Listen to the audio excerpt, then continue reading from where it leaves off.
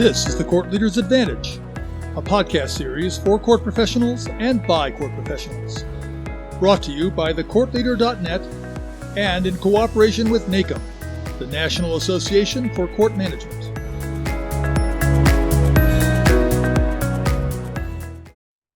In previous podcasts, we've discussed the unprecedented hiring crunch facing our country. Intensified by the COVID-19 pandemic, it has been characterized by a significant mismatch between the supply of and the demand for young talent.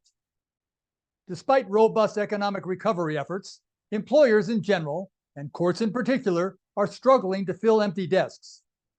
All the while, job seekers are running up against barriers that make traditional careers less attractive. Throughout this challenge, a question badgers many employers. What do young job applicants want? Panelists on previous episodes have suggested the lack of flexible scheduling, hybrid work options, and career advancement opportunities as reasons job seekers go elsewhere. Are these the factors now driving job candidates, or does it just come down to money? I'm Pete Kiefer, and welcome to the Court Leader's Advantage podcast series. This month, we're going to take a deeper dive into how courts are scrambling to recruit and retain skilled employees. Questions we'll explore include, what do job candidates want out of a position with the courts? Has criticism of the courts affected recruiting? What can courts do to improve career development for young employees?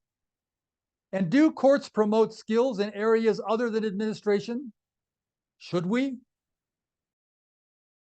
Here to discuss these questions are Richard Abbott, Program Director for Juvenile and Family Services at the Administrative Office of the Courts in Annapolis, Maryland. Keenan Simmons, Chief Probation Officer for the Superior Court in Atlantic and Cape May Counties, New Jersey. Patricia Norwood Foden, District Court Administrator for the 15th Judicial District in Chester County, Pennsylvania. And Jamie Velasquez, Organizational Development Analyst for the Superior Court in Orange County, California. Thank you all for joining today's podcast. In previous episodes, panelists have cited the courts not offering flexible work scheduling, reluctance to allow hybrid work, and lack of career advancement as reasons why job seekers turn down employment with the courts. Let me name 5 work factors. I'd like you to pick out the number 1 and number 2 items of importance to young job applicants and say why they see them as important. Flexible work schedule, better career development, cost of living, better work-life balance, and innovative technology. What are the number 1 and 2 items? Patricia Norwood Foden? I'm going to say that actually number 1 is a combination of both the flexible work schedule and the work-life balance. I really do believe that they've become intertwined and is of importance to new employees entering the workforce. We've made such an emphasis, rightfully so, on mental health and well-being that I believe that many people are now taking advantage of what's out there, to help them find that balance that they're looking for. And they're taking that to heart. And I do believe that, that is a challenge for us, especially in our work environment, because sometimes we can't meet those work-life criteria just because of the nature of the work that we're doing. Many of our courts, our folks are dealing with issues, such as vicarious trauma and they're starting to set boundaries, which I really do think is important to achieve that work-life balance and to be able to manage the stress of the job. And, and I think courts need to recognize that if in order for us to retain those folks, or at least to encourage folks to apply for our positions, we need to be mindful, that's important to them. So my first answer is kind of a combination of 2. And I would say my second answer is the cost of living. I know, this is something that my jurisdiction is dealing with. It's been quite a challenge. We've lost a lot of seasoned employees, that are walking out the door with the institutional knowledge. And, they're looking for other opportunities because they can no longer afford to work in the area where, they live. And so they're looking for opportunities that are closer to home because we can't offer them, the remote work because they're face-to-face folks. And I know our adult probation department's been tracking that. And right now we're at about 55% of our workforce is living outside of the county, and we're losing individuals monthly who are taking on opportunities closer to home just because of the cost of living. So it is coming down to money. Jamie Velasquez.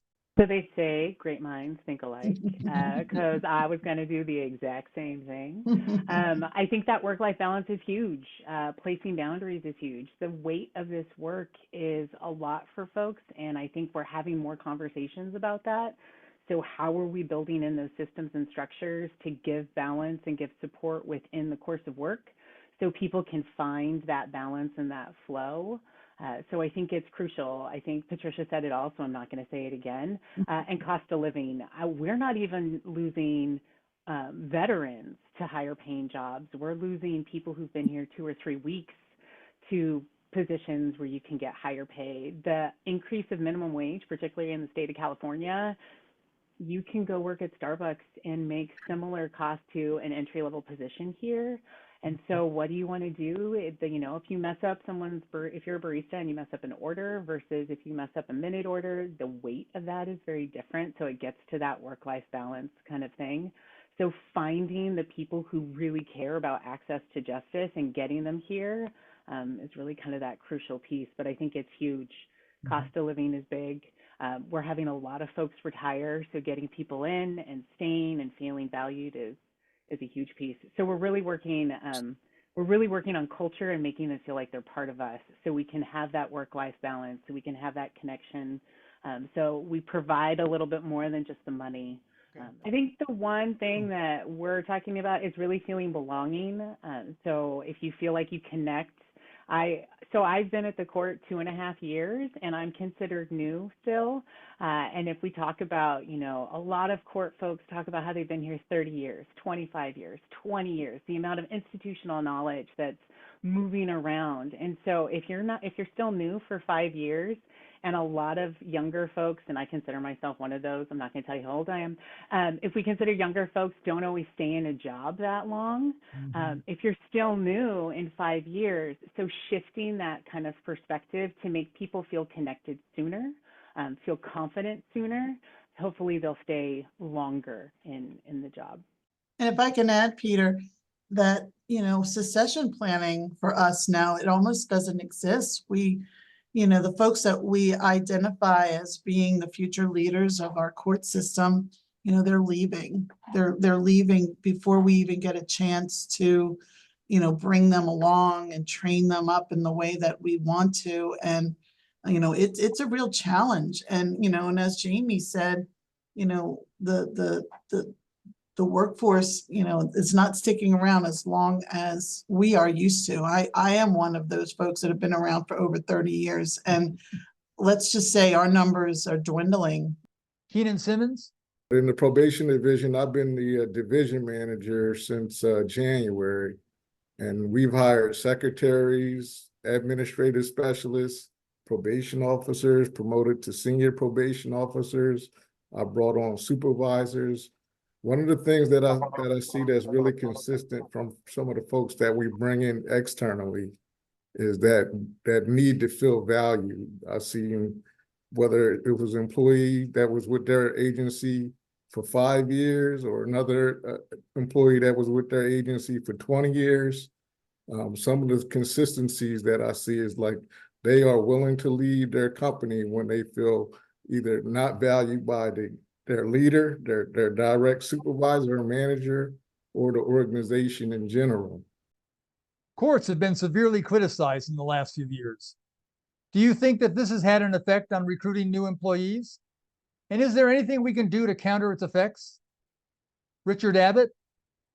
Yeah, thanks, Peter. I think it has had an effect on recruiting. I know when I first started, and the way I feel now is, working for the courts was something unique, something honorable. You felt like part of something that's important when you got hired by the court. So if you lose that, you know, obviously we're never going to be able to be as glamorous as working for the entertainment industry or places like that. But I think, you know, if you stress that, you know, it's important work. You're doing important work for the courts when you're hired, and there's a value to that. So, you know, if the courts lose that, then they're not going to be able to compete with other employers. If again, years ago, it was always, well, yeah, the salary isn't great, but you're working for the courts and doing important work, and there's this dignity, and you're respected in the community, and it's something that you can attract people with. You lose that, then now you're just competing on the salary and the wage. And yeah, I think it's very important. And again, going back to when I first started, it was a big concern of public trust and confidence in the courts. So I think it should continue to be that way because of the nature of the work we do. It's so important. It's one of the core functions of the court that you have to have that public trust and confidence in order for people to follow all the orders that are put forth by judges. So not only for recruiting, but because it's the core function of the courts, I think it's important. So what can be done about it? Again, highlighting transparency, accountability, looking for like the procedural justice aspects of everything. A lot of times when you hear about courts, people say, well, there's always somebody who loses a court decision and somebody wins the court decision. So somebody's always going to be unhappy with the courts, but that's not what people have found when they've done the research, that if there was procedural fairness in the courts, then they were happy with the result, even though they may have lost, as long as they felt that they were given an opportunity to be heard and everything was fair. So I think the courts have to start stressing that, but they can also talk about, you know, the education of the public and highlighting, you know, the reason why courts do things. So, you know, having judges, all the judicial officers, and employees do civic engagement opportunities. So if courts can promote that, I think that would be helpful. It's just to kind of get the sense that, you know, courts are important. They do valuable work, and it's something that you have to have trust and confidence in. Jamie Velasquez? So I agree. I think Richard talked about sort of the issues with it. So what can we do? I think really it's that education, engagement, and continuously focusing on equitable access to justice. We have judicial officers do our swearing in for all of our new hires. And one of the beautiful things that happens is they will talk about how we all wear the same badge. So as we walk around the hallways, no one knows if you're a judicial officer or a legal processing specialist or an analyst, or no one knows what your job title is. They just know that you represent the courts to the public. And so how you engage with them and how you respond to them is so critically important, because you're going to have an impact on how they feel about that procedural justice, how they feel about access, if you were helpful or not. And so it's a weight and it's a responsibility, which leads to that, you know, the weight of the work, but it's also an amazing part to be part of that access to justice. So how can we continuously do that? We're doing a lot more with outreach now. I think we're working at the fair this year so we can engage with people outside of jury service. To really talk about what that is and what that looks like, so you can kind of see how it all works and how it all plays together, so we can improve that public trust and confidence. Because if they see us as real people that are really doing what we can and providing that access, it's about being heard versus just what the decision is. And so really encouraging that on all levels, I think, is crucial. One work factor I have heard is the need for improved career development. What does your court offer, and where could it improve? Jamie Velasquez? So this this is my wheelhouse, this is my jam, this is what gets me excited. So what do? We are trying to provide leadership opportunities and development opportunities for every level, from day one all the way to our C-suite. Our philosophy is, and it's really my personal philosophy, is you can lead from anywhere. And so when we talk about leadership and career development, it's how do we start that on day one and really meet those needs of our new employees, to our veteran employees, to our newly promoted employees, to our veteran leaders who've been here forever. So what do? We have a couple different programs. For our non-supervisory leaders, we have a program called Learning to Lead. It's a 15-week program. We go through Franklin Covey's 7 Habits of Highly Effective People. We talk about writing, we talk about presenting, we talk about networking, we talk about political savvy, all those skills, tips, and tricks about how do you really navigate and get to know people and move through, because leadership is about relationships. It's about those little moments. So how do you start developing that even when you're not in a titled position? Once you get promoted, we have an opportunity called the Team Building Academy for Coaching Others, or TACO, and all the events happen on Tuesdays. So we have our Taco Tuesdays where we support our leaders, and it's about how do you have those hard conversations with people? How do you work with folks? How do you start with yourself first? Because like Brene Brown says, who we are is how we lead. So if we're not taking care of ourselves, we're not going to be able to take care of our people. We have to know when we have a bad day to get ourselves in check before we walk in and rub that off on everyone we engage with, so we can really be ourselves and be our best for them. But then how do we hold people accountable, but do so with care? How do we protect our people's well-being while also taking care of our own? How do we really make sure that we're doing the best we can for ourselves, for our employees, our teams, and the court as an organization and agency, and protecting that justice, right? So there's a lot of things happening. So how are we making sure we're doing all of that? And then the last opportunity that we have, not the last opportunity, the big program that we have is called Level Up, which stands for Learning, Evolving, Visioning, Engaging, and Leading for Unlimited Possibilities. And so it is designed for mid to upper level leaders to kind of move to that next level. Again, it's a 3-year program, so a lot of people think it's a really intense commitment. It's every other Friday for the first year. I am an academic at heart, so it runs August to May. And the first year is very graduate level course style work. It's read the books on your own, let's come and discuss. It's about who are you, where do your values come from? How do you live your values? What does that mean for you as a leader? What are those critical moments that make you the leader that you are today? All of that kind of good stuff. And then how does that play into what you're going to do? Where are you going to go in the future? What's coming down the pike for the courts in the future? How does that work with what your skill set is? How do you connect with other people so you build the team to be the best team possible? Because being a leader isn't about doing it all. It's about making sure you have all the right people on the bus so you can do the good work in perpetuity. And so that program, that's the first year. The second year, they're teaching out to other people. And then the third year, they mentor the first group.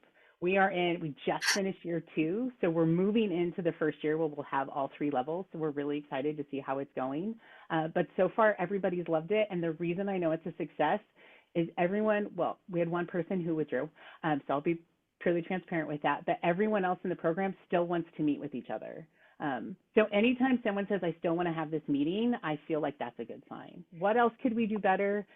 If we could embed regular feedback at every single level and every single position, that would be great. We have pockets of amazing and pockets that need help, which is true in every organization. So really making that more consistent. And if we could add even more, we have a SharePoint site for leaders that everyone can access. I really feel that everyone should have an opportunity to develop at every stage in the game wherever they are. So how do we provide that? And it's not just about us providing it from our organizational development department, but how do we create a culture where conversations for career development, organizational development are happening with your teams, your colleagues, your supervisors, everywhere. I want people to learn anywhere, everywhere possible. And that's my covert, it's not really covert anymore. That's my overt mission, to see learning and development anywhere possible. So that's what we're doing in Orange County. Keenan Simmons. And we actually have a statewide judiciary learning management system, which offers on-demand trainings, virtual trainings, in-person training opportunities. Many of those courses afford staff the ability to take an active role and elect to take courses, of course, with their supervisor's approval. We also offer a course called Emerging Leaders, where staff can sign up, and they're also recommended oftentimes by their supervisor and manager based on their desire or the leadership qualities that they display. Each of our courts throughout the state has a training coordinator that can recommend trainings based on the desired outcomes. And for supervisors and managers, there is a mandatory 6-week leadership development course. And then additionally, managers have a required court executive professional development program.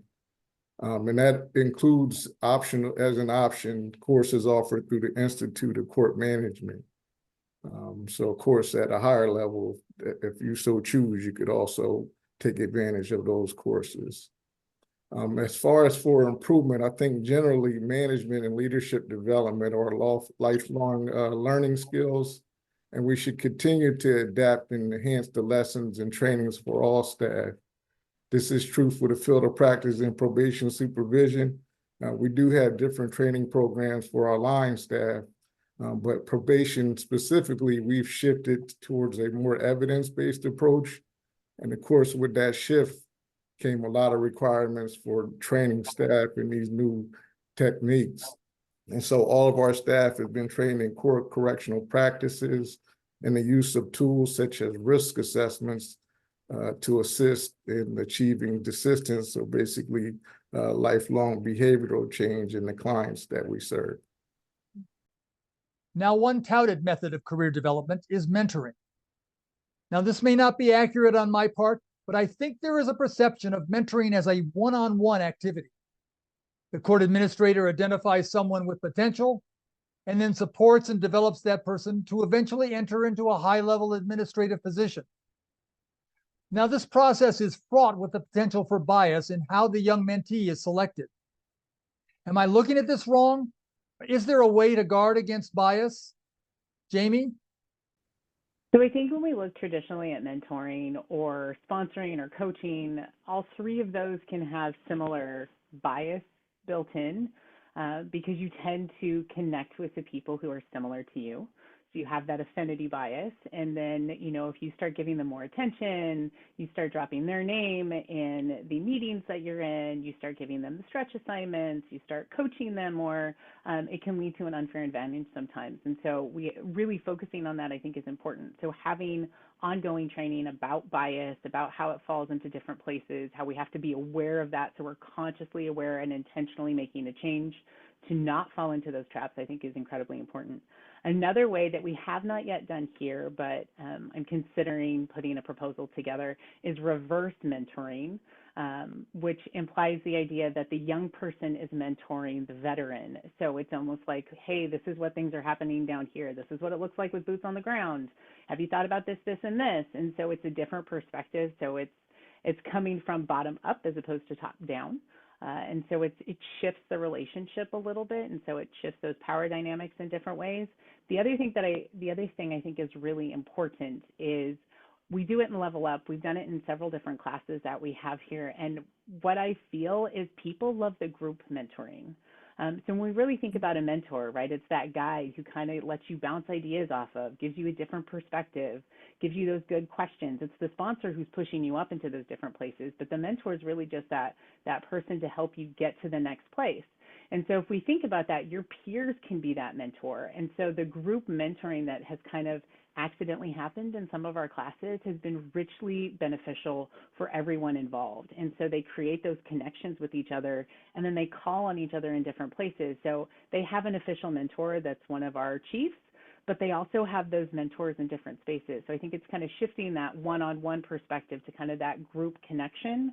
And then you get that work-life healing, you get that all those other beautiful things that happen in community.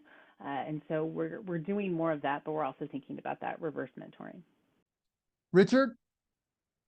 Yeah, I have to admit, I've never been part of an organization that had a formal mentorship program. But that doesn't mean that over my years, I've been working with the courts over 30 years. So I've always reached out to certain people. asked them for advice in my career. And I know there have been people along the way that have given me great advice and over again. And I like to think that I've provided that advice, being that sounding board for a bunch of others that provided some good career advice for them, either working in the courts or going outside the courts. So I think that informal process of mentoring, where somebody has that ability to reach out to people who've been around a long time. I like the idea of the reverse mentorship, because I think I know I've reached out to a lot of younger people and said, hey, how do you do this certain thing that usually technology wise, and they've always been accommodating. So having that give and take is always important. I can understand that if you have this formal program in place and you're trying to find mentors, I think it can be a wonderful thing. I think the people who are being called on to be mentors need to have a boatload of training on how to be a mentor. So if I was going to do something formal, I think that would be where I'd start, is making sure that the people who are going to be called on to be mentors are well trained and able to do this. And then, as you mentioned, the selection of who's going to be the mentee to whoever, that's probably fraught with a lot of issues. So I'm sure there's probably people who understand that better than I do. But yeah, I think that's, before you're going down that line, you better figure out the process and make sure that there's not a lot of bias in that selection. So I think that's important. When the court administration literature discusses career development, there seems to be a myopia that we naturally cultivate young staffers to become administrators. Now, there are other careers out there. For example, paralegal, treatment court counselor, information technology, probation officer, even court reporting. Does your court try to cultivate talent in areas other than administration? Should we? And do you think that it would help with the recruiting effort? Tricia? Yeah, absolutely. I think as court leaders, we have a responsibility to encourage and support, professional career development of all of our employees. We would hope that they would stay with us in our respective areas. But, when I interview new folks coming into our court system, I discuss with them, if they're successful in getting that job, what experience they can expect to gain, what areas or what, divisions of the court system, that they're going to be coming into contact with through that position. And I will even discuss possible career paths at that interview, just because I want them to know from the get-go that, we see employees as a valuable part of our court system, that we're here to develop and encourage to stay in the judiciary, but to also let them know that, we value them, and, hopefully they feel a part of something bigger by giving them those opportunities. But again, I do think we have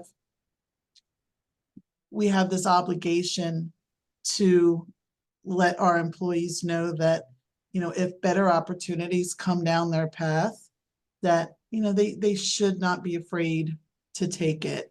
That just shows a supportive environment, which I think ultimately, makes them better employees for us while we have them.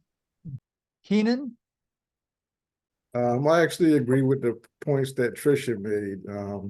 I will say, when I'm hiring, though, I'm looking for the best person for that specific position.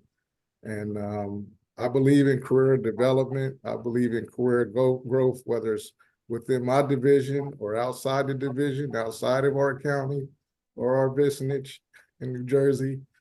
But I think in general, it's important that we support our staff and assist them in professional growth within the organization.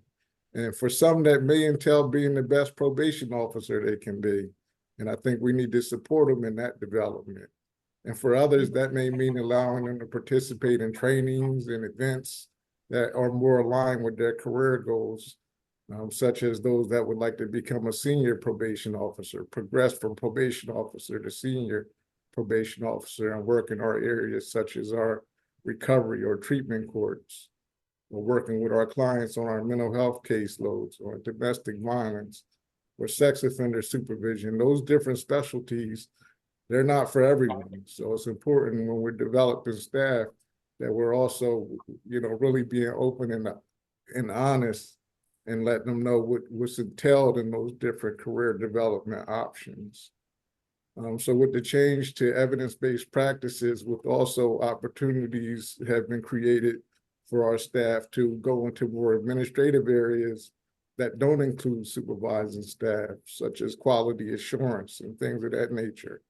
So I think the courts, they offer a variety of different positions, but it is important that we assist our staff in achieving that work-life balance and really understanding what it is that they're getting into, and what positions that they're seeking so that they can achieve that on-the-job satisfaction. What do you see that the next 3 years will hold regarding this hiring crunch? And what can the courts do to make working for the judicial branch more attractive? Jamie? So I think it's going to be same.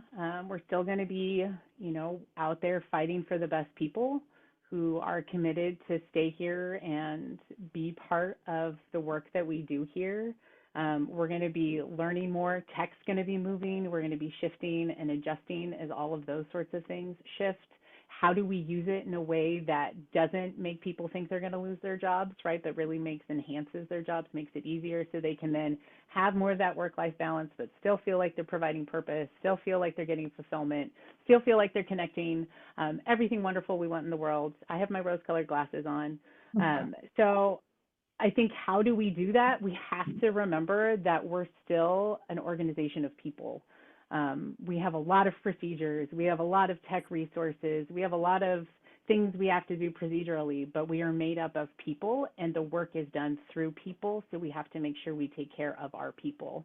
And so how do we really make them see how they belong and how we value them and the different systems and structures and development and care and benefits and everything else, gratitude, right? The real thank yous, which don't have to be big and extravagant, they just have to be genuine. And so how do we build that into the systems and really care for our people, and then also find a way to onboard faster? Because we're having more people come in quickly, how can we get them up to speed as fast as possible so they also feel competent enough to be able to answer those questions? Because I don't know about you, but one of the worst feelings in the world for me is for someone to ask me a question and me go, I don't know, and I don't know where to find the answer. If I know where to find the answer, it's very easy to be like, let me find out for you and I'll be right back. But if I have no idea where to go, I just feel so unprepared and unaware, and it's an awful, awful feeling. And so what can we do to make sure that's not happening for our new folks so that they can feel very productive and purposeful in providing access to justice for our people, and just publicly recommit to that so the public trust and confidence increases, and so people want to work here so they can be part of that great piece of who we are. Tricia? The obvious answer is, salaries need to stay competitive. For us to recruit the kind of candidate, that we would like working in the courts, specifically if we want to try to recruit people who have judiciary experience coming to us, they're going to have to stay competitive. But, I think the courts, at least in my experience, they don't do a really good job marketing the court as a career. There's nothing more inspirational, nothing more motivating as an employee to hear these success stories coming out of the court system. When you hear a testimonial of, a probationer that successfully met their conditions through drug court and are really making a big change in their life. They've been able to overcome addiction. They've been able to, get and gain the job skills through a court program, to provide for their family. Those are those really important stories that I think, people want to hear, that they can come in and make a difference. I mean, how many times have you interviewed somebody and you ask them, why do you want to work for the courts? And they say, oh, I really want to give back to society, or I really want to make a difference in my community. The work that the courts do that is the programming that are making the differences in the community. And I don't think the general public has an understanding about the good stuff that comes out of the courts. Yes, they'll see the stories of the people who are incarcerated and everything that goes, with that. But, there's a lot of wonderful things that are coming out of the programs that the judges are doing every day, and the different divisions and the departments of the courts are creating. And I think we just need to do a better job of passing that message along to candidates to say, you can be a part of this. Keenan? So as court executives, I believe it's critically important that we continue to develop our leadership skills as well, while maintaining accountability and uphold the integrity of the courts. But however, we can't lose sight of the importance of making our work environments positive and a place where staff do feel valued, appreciated, and understand their individual roles in doing justice. We are losing a lot of institutional knowledge as we lose staff to attrition, and it's important that we support our new staff in their development, as they will become our subject matter experts of the future.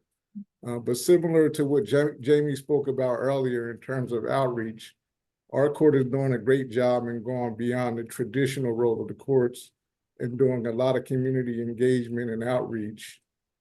We currently have initiatives that are addressing societal issues such as unemployment through our jobs program, the judiciary opportunities for building success, our gun violence reduction initiative, which works with the courts and the community to offer services and support for clients, and our mental health initiative.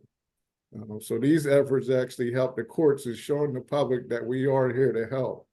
And allows us to get beyond our walls, go out in the community, and really be more forward-facing. We have also started a paid internship program, which gives students a true inside look at working for the courts. Richard? I think the one thing that I would add is, as a supervisor, yes, you have to know the trends. You have to be well equipped to and well trained. I would add, one thing I would add is to be empathetic to the staff and try to understand the issues that they are coming with, both in their personal lives and at work. So to really try to be sensitive to all those things that the employees have. I think I've read someplace where people don't leave jobs, they leave managers, they leave their supervisors. So if you're having a high turnover in your office, you better start looking at yourself inward and seeing what the issue is. Maybe it's lack of salary, maybe it's a whole bunch of different things. But if it's constantly happening, you may want to look and see, are you being sensitive to the needs of the people who work for you? Are you being empathetic? Are you trying to help them along their career? And maybe the light bulb will go on and they'll change the way they start being a manager and supervisor. I just wanted to say, here Richard's closing made me think of that famous quote, right? People don't care about how much you know, they care about how you made them feel. So I think that's an excellent point. I want to thank Patricia Norwood Foden, Keenan Simmons, Jamie Velasquez, and Richard Abbott for their observations and their approaches for dealing with courts and chronic staff shortages. Sharing ideas on how to manage this crunch is an important stage in finding solutions. As always, my thanks to you court professionals tuning into today's episode. Even when you are working shorthanded and covering multiple desks, you approach your work with calm and expert skill. Thank you for all you do. Before we wrap up, I want to invite you to take the 13th edition of our Court Future Survey. We would love to have you access the survey either through the QR code next to me or through the link below. The QR code and the link are also available in the additional resources section. It takes about 10 minutes to complete the survey, and once we compile the results, we will send you a copy of the 2024 Future Trends to Watch. Join us on Tuesday, August 20th for another episode dealing with the issues facing our courts. This has been the Court Leaders Advantage podcast series. I'm Pete Kiefer, and thanks for joining us today.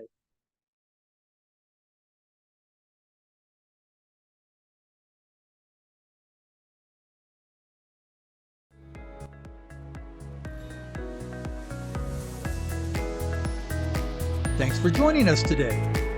The Court Leaders Advantage is a regular podcast series on courts and court administration. Today's episode will be available on our website, on the Court Leader website, on YouTube, Facebook, iTunes, LinkedIn, and on X, formerly known as Twitter. Become part of the conversation. If you have questions, comments, or ideas for future episodes, email us. Our address is podcasts@nacomnet.org. Did you hear an interesting comment by one of the panelists that you would like to listen to again, but you don't want to search the entire episode to find it? The additional resources section of the webpage has a question time marker sheet. Find the discussion question on the sheet, and next to it is the time that question was asked. You can quickly fast forward to that time and listen to the panelists' comments. Remember, if you don't have time to watch an episode, you can always listen to the audio version. Listen in your car or on the bus on your way to or from work. You never have to miss an episode. I'm Pete Kiefer, and on behalf of our guests, the Court Leader website, and the National Association for Court Management, thank you, and have a great day. The views, information, and opinions expressed during this episode are solely those of the host and the individual presenters. They do not necessarily represent the position of the National Association for Court Management.